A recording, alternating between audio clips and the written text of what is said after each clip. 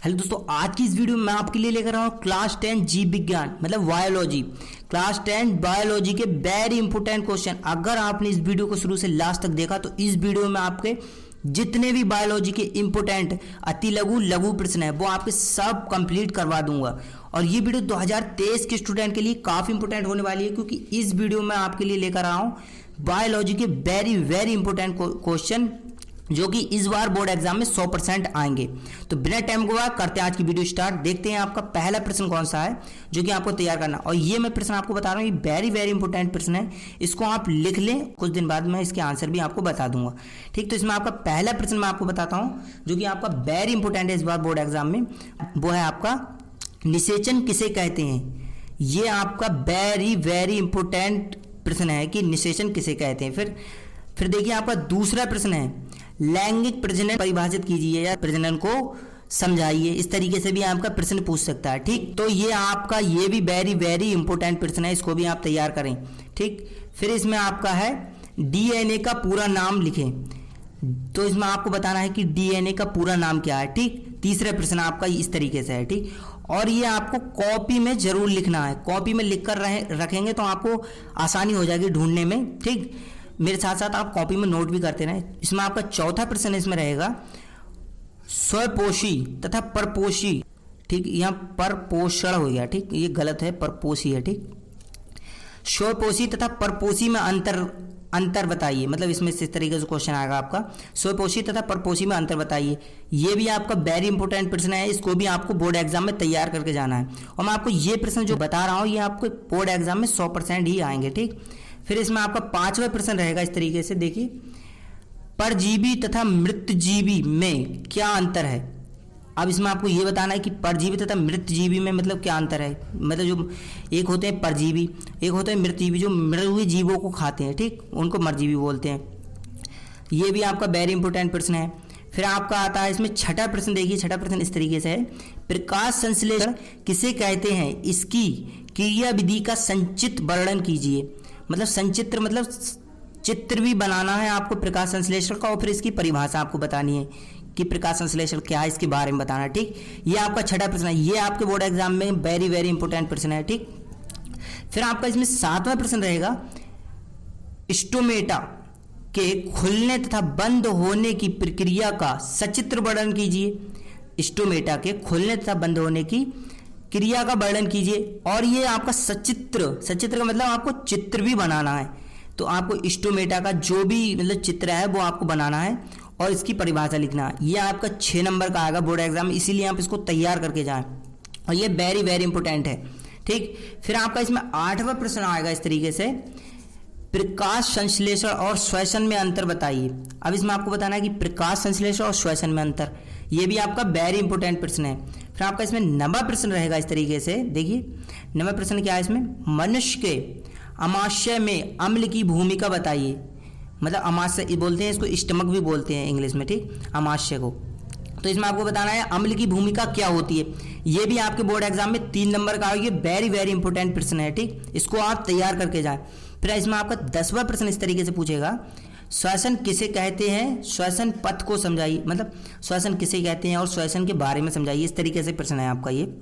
और इसमें चेंज भी कुछ हो सकता है, तो आप ये नहीं सोचे कि आपने कुछ बताया और बोर्ड एग्जाम में कुछ आ रहा है, तो इस तरीके से आपको नहीं सोचना है। और यही आएगा आप जब आपने अगर चैप्टर पढ़ा होगा तो आप आसानी से बिल्कुल भी बिना हिचकिचाए लिखे आएंगे। ठीक, तो देखते हैं आपका 11वां प्रश्न क्या है धमनी तथा सिरे में क्या अंतर है। मतलब धमनी एवं सिरे में क्या अंतर है। ये आपका वेरी इंपॉर्टेंट क्वेश्चन है जो कि आपके बोर्ड एग्जाम में इस बार 100% आएगा। अगर आपने इसको छोड़ दिया तो आपके समझो 6 नंबर बिल्कुल गए। तो इसको आपको बिल्कुल भी नहीं छोड़ना है। कौन सा आपका प्रश्न है 11वां धमनी एवं सिरा, ये आपका वेरी इंपॉर्टेंट प्रश्न है। फिर आपका 12वां प्रश्न है रुधिर एवं नासिक में अंतर बताइए। ये आपका 12वां प्रश्न वेरी इंपॉर्टेंट प्रश्न है, जैसे आपका 11वां है वैसे ये भी 12वां इंपॉर्टेंट है। ठीक, फिर आपका 13वां प्रश्न इसमें आएगा। 13वां प्रश्न देखिए प्रतिवर्ती क्रिया का उदाहरण सहित समझाइए। इसमें पूछा है कि प्रतिवर्ती क्रिया को बताइए तथा उसका उदाहरण भी दीजिएगा। ठीक, वो आपको बताना है, ये आपका 4 नंबर का आएगा। ठीक, फिर इसमें आपका क्या है 15वां प्रश्न आपका आएगा नेफ्रॉन की संरचना का सचित्र वर्णन कीजिए। इसमें पूछा है कि आपको नेफ्रॉन की क्रिया का चित्र बनाना है, जो नेफ्रॉन का स्ट्रक्चर है वो आपको बनाना है, फिर इसके बारे में बताना है, नेफ्रॉन के बारे में। ये आपके बोर्ड एग्जाम में वेरी इंपॉर्टेंट है, क्योंकि पिछली बार इसको बोर्ड एग्जाम में काफ़ी पूछने की हद थी, इसलिए आप इसको जरूर तैयार करें, ठीक। फिर इसमें आपका 16वां प्रश्न आएगा। 16वां प्रश्न आपका इस तरीके से होगा, देखिए, लैंगिंग तथा अलैंगिंग में अंतर स्पष्ट कीजिए। अब इसमें आपको बताना है लैंगिक और अलैंगिक में अंतर बताना है आपको, ठीक। फिर आपका 17वां प्रश्न इसमें आएगा, द्विखंडन तथा बहुखंडन में अंतर स्पष्ट कीजिए। ये आपको वेरी इंपोर्टेंट प्रश्न है, जो कि आपके बोर्ड एग्जाम में 100% आएगा। कौन सा? द्विखंडन तथा बहुखंडन में अंतर स्पष्ट कीजिए।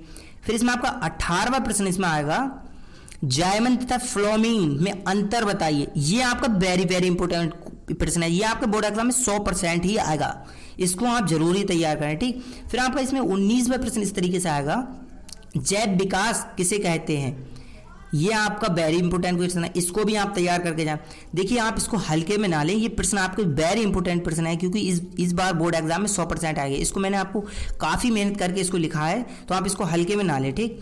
फिर आपका इसमें 19वां प्रश्न आपका इस तरीके से आएगा, देखिए 19वां प्रश्न है, मेंडल के नियम को समझाइए। अब इसमें पूछ रहा है कि मेंडल के नियम को बताइए, कि मेंडल के कितने नियम हैं, कौन से नियम है, वो आपको इस तरीके से समझाना है। ये भी आपका वेरी इंपॉर्टेंट है। तो इसमें आपको बता रहा हूँ, मेंडल के 3 नियम होते हैं, क्या होता है? पृथक्करण।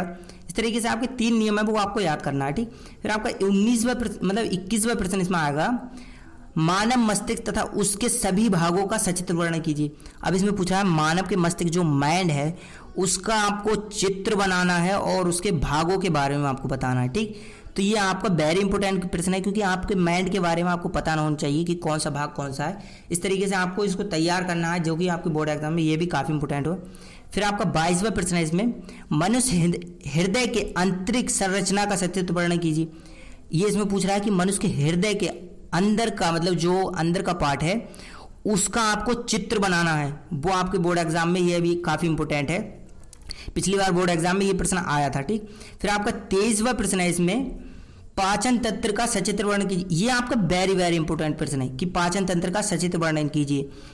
तो और आपका 24वां प्रश्न इसमें रहेगा, देखिए, 10% का नियम बताइए और उदाहरण द्वारा समझाइए। अब इसमें आपको बताना है कि 10% का नियम क्या है। ये आपका वेरी वेरी इंपॉर्टेंट है, क्योंकि और ये काफ़ी इंटरेस्टिंग भी क्वेश्चन है, जो कि आपको पढ़ेंगे तो आपको काफ़ी मजा आएगा और ये आसानी से आप समझ भी जाएंगे। ये आपको बोर्ड एग्जाम में 4 नंबर का आएगा, ठीक। इसको आप जरूर तैयार करके जाएं।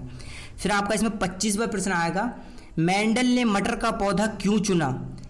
या मेंडल की सफलता का मतलब राज क्या है, मतलब सफलता के पौधे का राज क्या है, वो आपको बताना है। कि मेंडल ने मटर का पौधा ही क्यों चुना अपने एक्सपेरिमेंट के लिए, वो इस तरीके से आपको क्वेश्चन पूछेगा।